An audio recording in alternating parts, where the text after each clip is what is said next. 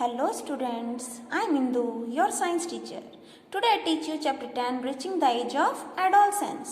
क्या है ये adolescence? चलिए देखते हैं.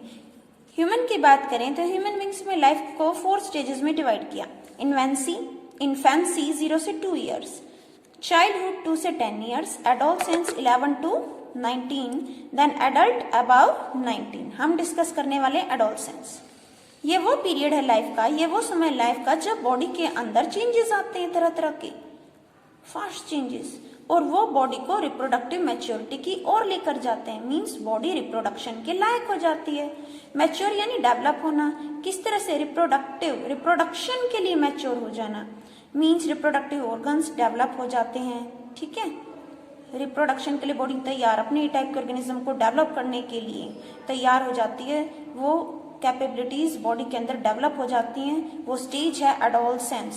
प्यूबर्टी वो पीरियड है जिसमें एडोलसेंस जो है सेक्सुअल मैच्योरिटी अटेन कर लेते हैं.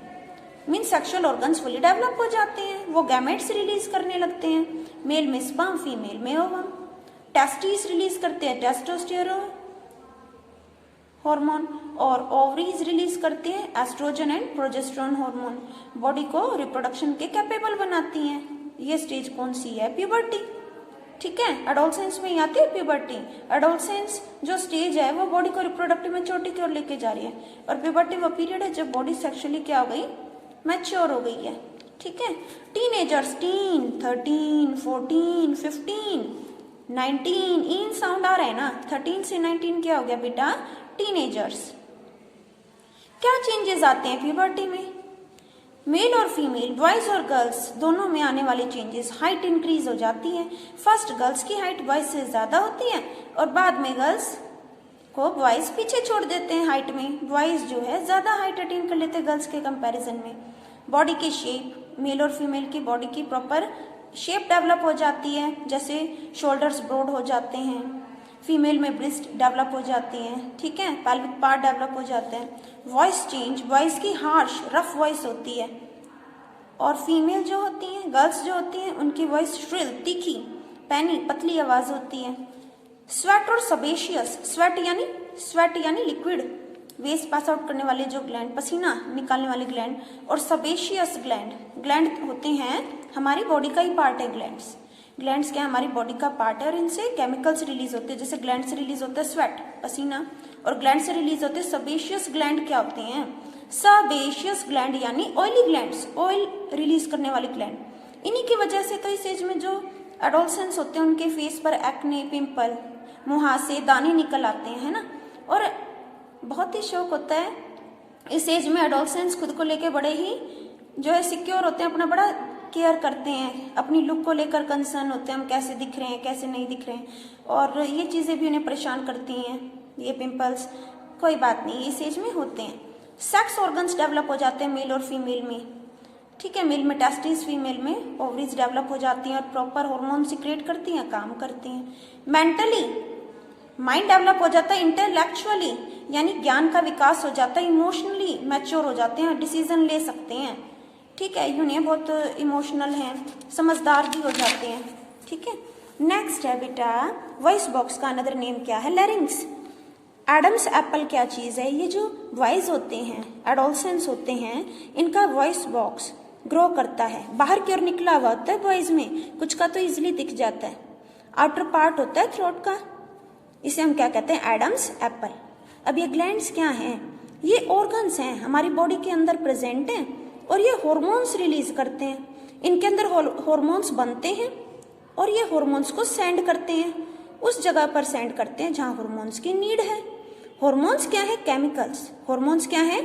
केमिकल्स हैं जो ग्लैंड्स फॉर्म करते हैं और रिलीज करते हैं, और जरूरत पड़ने पर ये अपना फंक्शन परफॉर्म करते हैं. कौन कौन से ग्लैंड्स हैं?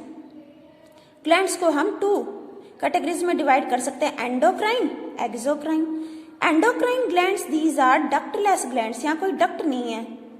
ठीक है, डायरेक्ट ग्लैंड से हार्मोन, डायरेक्ट ग्लैंड से केमिकल ब्लड में जाएगा. एक्सोक्राइन ये डक्ट होती है इन ग्लैंड्स में. ब्लड डक्ट के थ्रू, पाइप के थ्रू, या कहूं वेसल के थ्रू किस में जाएगा? ब्लड में, और टारगेट तक पहुंचकर अपना फंक्शन करेगा. ग्लैंड्स की बात करें, pituitary gland, thyroid gland, adrenal gland, ये सब क्या है? एंडोक्राइन।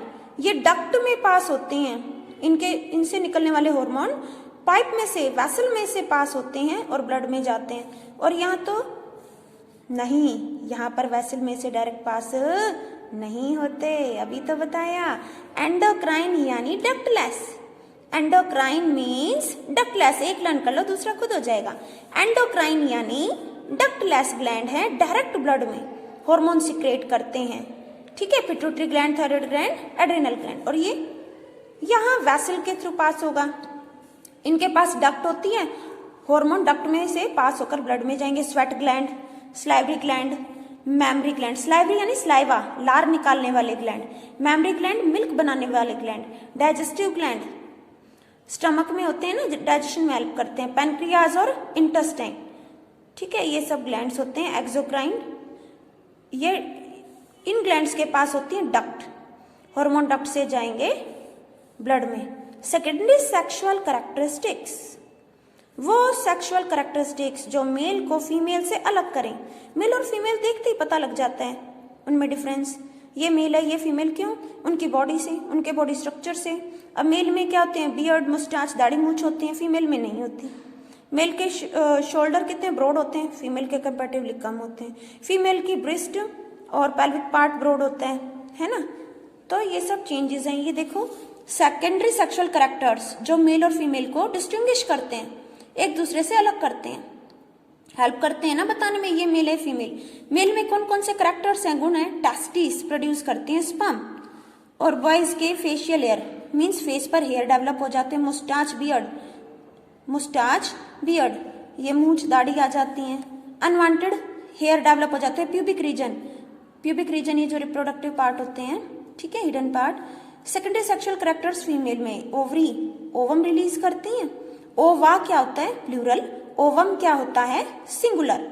ब्रेस्ट डेवलप हो जाती हैं और अनवांटेड हेयर डेवलप हो जाते हैं। हॉर्मोन्स क्या हैं? केमिकल्स जो कि ग्लैंड सिक्रेट करते हैं, और ये केमिकल्स पर्टिकुलर फंक्शन परफॉर्म करते हैं टारगेट पर पहुंचकर। यू कैन सी बेटा, ये क्या है? ह्यूमन बॉडी का स्ट्रक्चर मेल फीमेल दोनों के लिए सेम ही है। Male reproductive part, female reproductive part. Pituitary gland कहाँ प्रेजेंट है? देखो ब्रेन से थोड़ा नीचे। Pituitary gland, master gland. गले में कौन? Thyroid gland. लोकेशन पता लग गई। एड्रेनल ग्लैंड, किडनीज के ऊपर एड्रेनल ग्लैंड। नेक्स्ट पैनक्रियाज, पढ़ा हुआ है ना डाइजेस्टिव सिस्टम में भी। पैनक्रियाज क्या है बेटा? ग्लैंड। नेक्स्ट ये देखो ओवरी, ओवरी क्या है? ग्लैंड। टेस्टिस, टेस्टिस क्या है? Gland. Pituitary gland master gland है ब्रेन के नीचे, और ये सिक्रेट करता है ग्रोथ हार्मोन। क्या सिक्रेट करता है? Growth hormone. और ग्रोथ हार्मोन बॉडी की ग्रोथ को कंट्रोल करते हैं। कोई कोई बौना होता है, ड्वार्फ होता है, छोटी होती है, क्यों? इसका मतलब पिट्यूटरी ग्लैंड प्रॉपर काम नहीं कर रहा, ग्रोथ हार्मोन कम प्रोड्यूस हुए होंगे, तभी तो ग्रोथ कम हुई। थायराइड ग्लैंड प्रोड्यूस करते हैं थायरोक्सिन। थायराइड क्या प्रोड्यूस करता है? थायरोक्सिन, और इसको चाहिए आयोडीन, ठीक है। अगर आयोडीन की कमी होगी, ग्लैंड प्रॉपर काम नहीं करेगा, आयोडीन कम होगा तो गले में स्किन लटक जाएगी, गोइटर नाम की डिजीज हो जाएगी। क्या हो जाएगी? गोइटर। थायराइड रिलीज करता है थायरोक्सिन। क्या रिलीज करता है? थायरोक्सिन। और इसके लिए क्या चाहिए? आयोडीन, और आयोडीन की कमी से क्या हो जाता है? गोइटर। ये एड्रेनल ग्लैंड जो किडनी पे है, ये 2 हैं, और ये एड्रेनल ग्लैंड जो होते हैं एड्रेनलिन क्या सिक्रेट करते हैं? एड्रेनलिन। रन करना है, फाइट करना है, एनर्जेटिक काम करना है, तो एड्रेनलिन हार्मोन एक्टिवेट हो जाते हैं और बॉडी को एक्शन के लिए प्रिपेयर करते हैं, ठीक है। ऐसे में बीपी हाई हो जाता है, ब्रीदिंग रेट फास्ट हो जाती है, और क्या होता है? ब्लड का फ्लो तेजी से होता है, ग्लूकोज भी तेजी से ब्लड में मूव करता है। एड्रेनल ग्लैंड रिलीज करता है एड्रेनलिन हार्मोन। पैनक्रियाज रिलीज करता है पैनक्रियाटिक जूस।